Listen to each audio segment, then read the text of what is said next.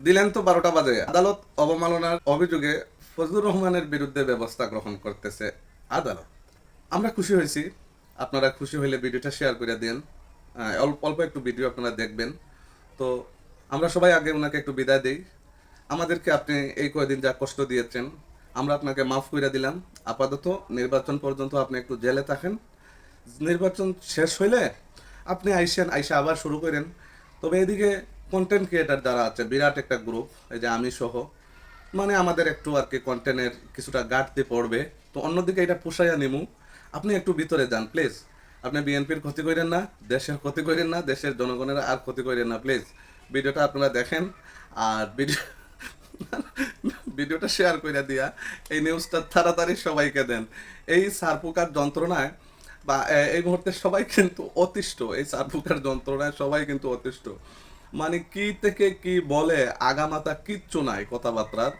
মানে শেখ হাসিনার রায় অবৈধ, কোর্ট বাতিল করে দিবে, ক্ষমতায় গেলে রাজাকারের বাচ্চারা কিভাবে দেশে থাকে, দেশটাকে সে সোনার দেশ বানিয়ে দিবে। ফজলুর রহমানের ইটনা মিঠামইনের দিকে সারা পৃথিবী তাকিয়ে আছে। মানে যা তা মুখে আসে। একটা পাগল, মানে পাগলের মাথা খারাপ হইলে যেমন হয় আর কি, পাগল তো পাগলই, এরপরেও পাগলের মাথা খারাপ হইলে যেমন সমস্যা, অর্থাৎ কুকুর পাগল হওয়ার পরে যেমন মানুষও কামড়ায়, গরুও কামড়ায়, যারে পায় তারে কামড়ায়। এই ফজলুর অবস্থা এমন হয়েছে, মানে ওই যে সবাইকে কামড়াইতেছে, নিজের দলের মানুষকেও কামড়াইতেছে, অন্য দলের মানুষকেও কামড়াইতেছে। আসলে সে একটা কমিউনিস্ট এবং নাস্তিক। সবকিছু মিলে বিএনপির সাথে যে আছে, আমি একটা ভিডিও দিয়েছি, ছদ্মবেশে কিন্তু রূপ ধারণ করে বিএনপির সাথে আছে, বড় দলের সাথে আছে। তার গুড়া হইল জাফরুল্লাহ এবং আরো কেডা কেডা ওই যে নাস্তিক, আমি একটা ভিডিও দিয়েছিলাম। আপনারা ভিডিওটা দেখেন এবং একটু আনন্দে আনন্দে ভিডিওটা উপভোগ করেন।